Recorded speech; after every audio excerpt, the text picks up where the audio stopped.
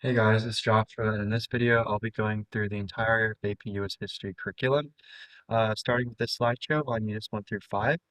The big picture for this slideshow is pre-contact societies all the way through Reconstruction. The key idea across all this is basically the change and transformation that's going on. North America starts as a very diverse land of native societies and then becomes a contested imperial space, and then finally a new nation, and then a country that's absolutely full of division. We start with Native Americans before European contact. The big thing that you need to know for the AP exam is that these were large, complex civilizations. Excuse me. They definitely adapted to their environments and knew what was needed best. They had structured governments and economies. We had three sister farming. We had stuff like that. The Cahokia in the Mississippi River Valley was a major urban center supported by agriculture. It was a mountain building settlement, etc. Just be familiar with a couple and know the different regions and if they were sedentary, nomadic, etc. So the Americas were highly developed before Europeans arrived. Um, Next, we get into European exploration.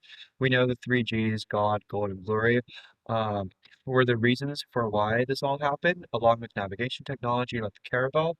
And then, of course, we have Columbus making contact, which begins the Columbian exchange. We have the transport of plants, animals, people, and diseases. These shape diets, kill off a lot of Native Americans, unfortunately.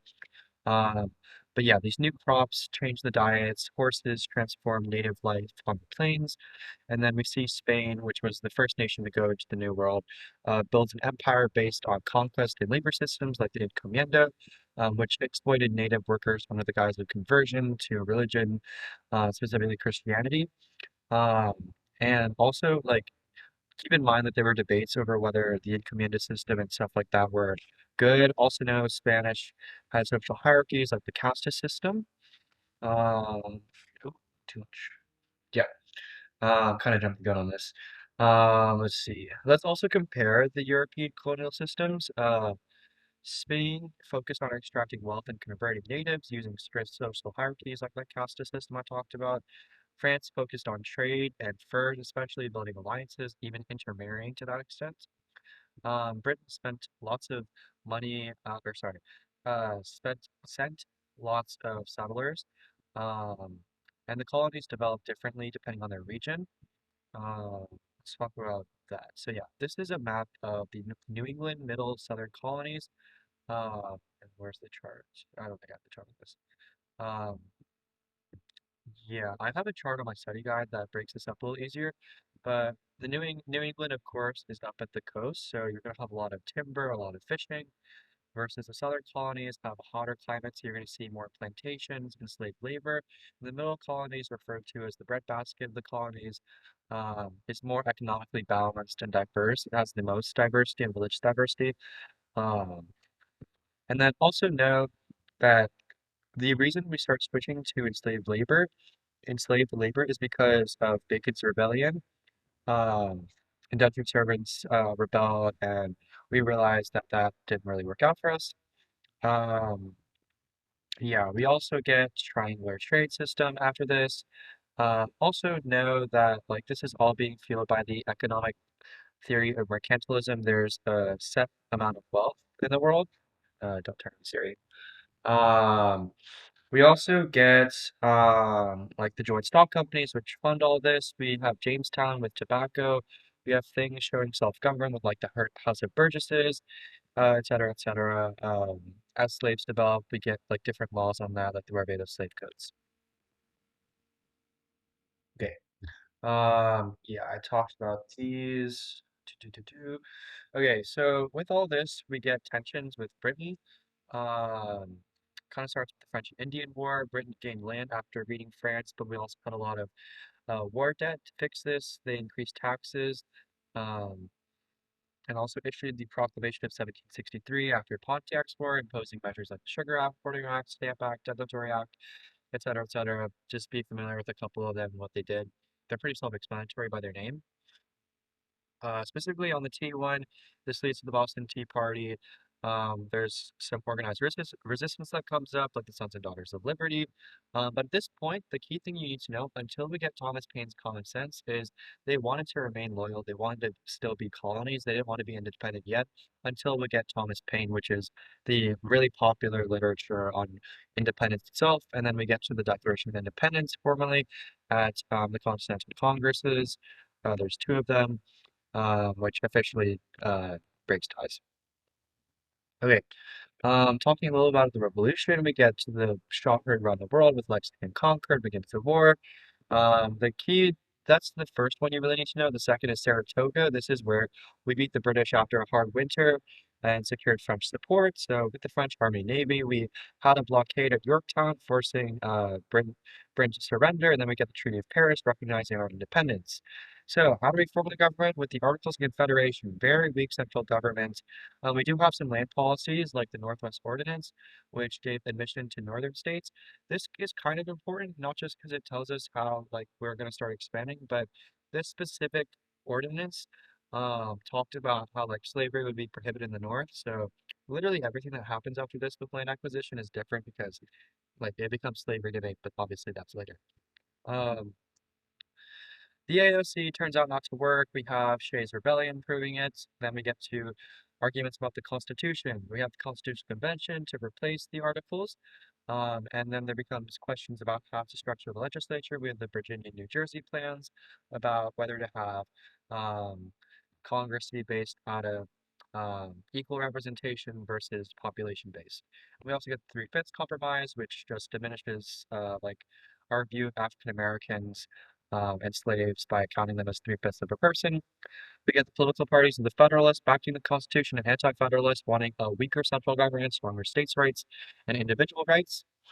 Eventually, of course, the Federalists win and the Anti-Federalists get their Bill of Rights.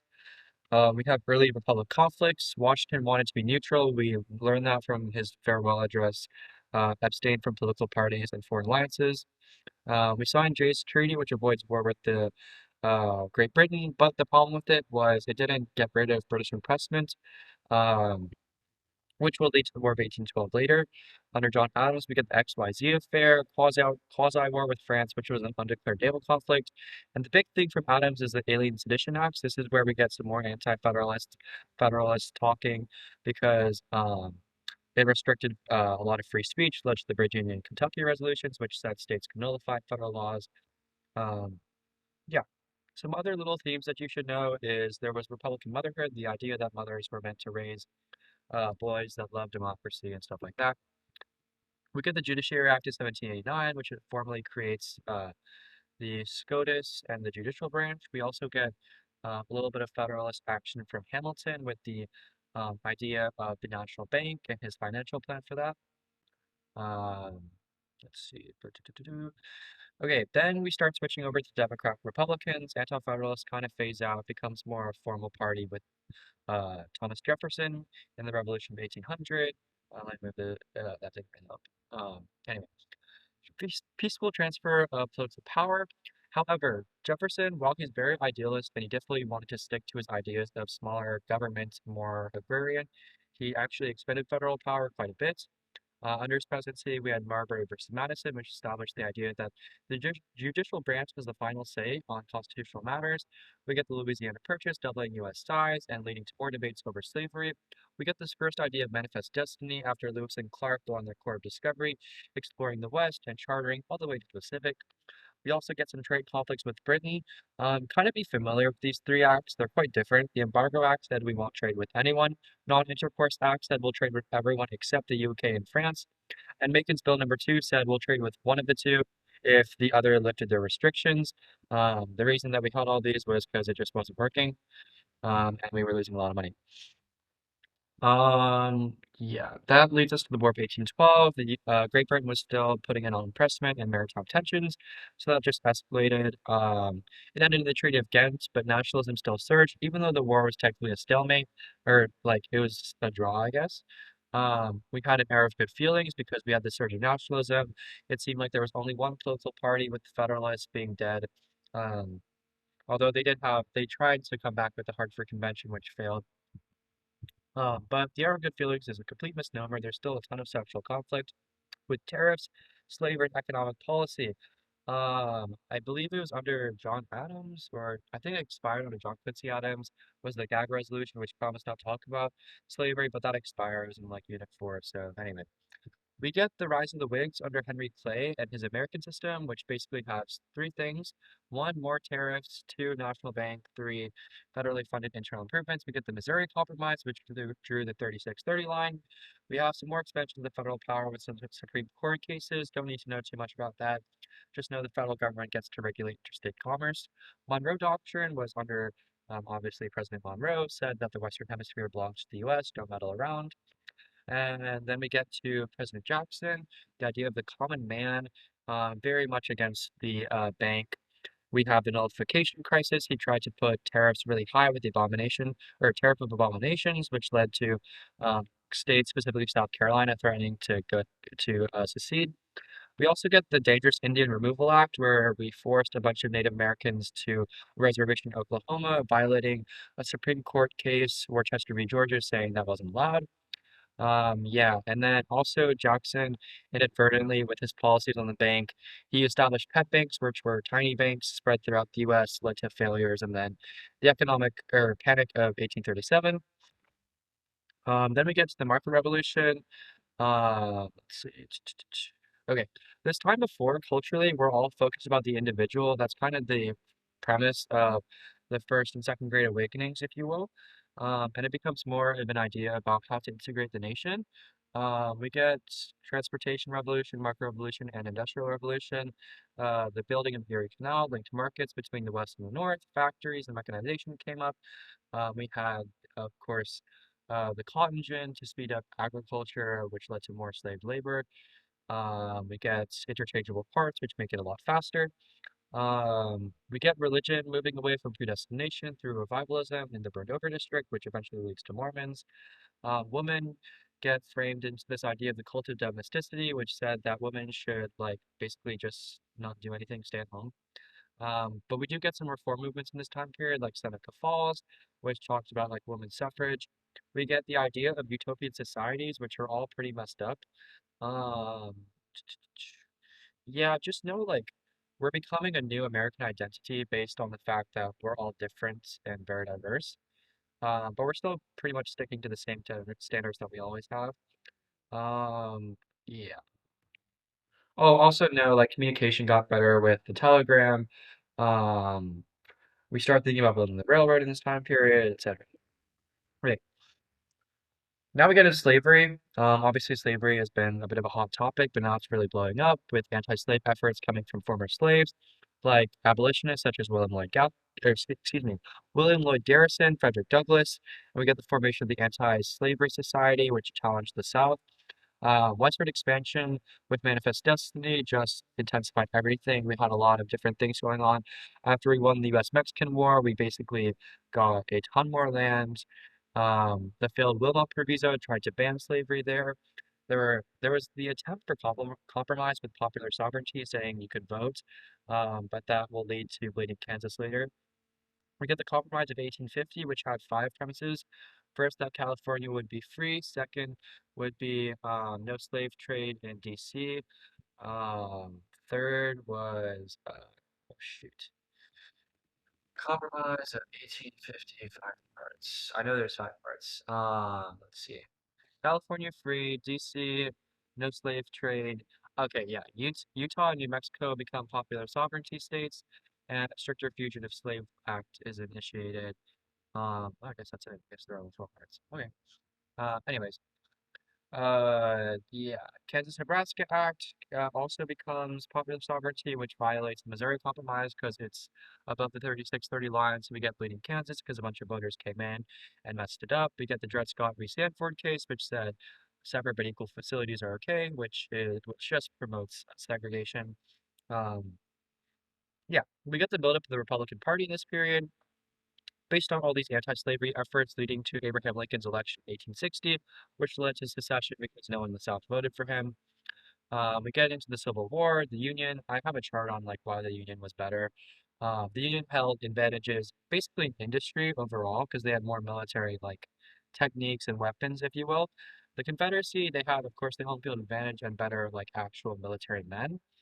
Um, some key events during this, Antietam is the bloodiest day of war, Emancipation Proclamation, where Lincoln freed all the slaves in the rebelling states, Gettysburg Address, which basically established the idea that this war was to reestablish America's founding liberties and ideals.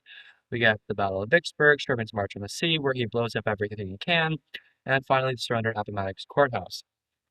We did get Reconstruction, which was kind of a failed effort, if you will. There's different ideas about how to go with this. A bunch of Northern Republicans wanted to be very harsh. Lincoln didn't. We tried to be harsh, didn't work out.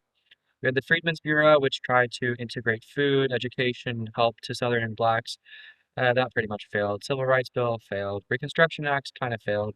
We get the 13th, 14th, and 15th Amendment. 13th freed slaves. 14th made them citizens. At 15th kind of helped with voting, but there were obviously poll taxes, the grandfather clause, et cetera, et cetera. Black codes run rampant, which were basically like Jim Crow laws. The South tried to restrict as many rights as they could with deceptive laws. The KKK violence, because the KKK rises, and the Compromise of 1877 very quickly ends Reconstruction. It's an agreement where the Republican President Hayes would be elected insofar as like there are no more Southern troops, Northern troops in the South. So slavery's technically over, but there's still a bunch of racial inequality going on. We'll see that manifested a little more. I don't remember if this lecture talks about it. I will. Oh, okay, great. That's the end of that slideshow. Let's go to the next one. Oh, can I not share this one? Uh, okay, I think I have to make like another one.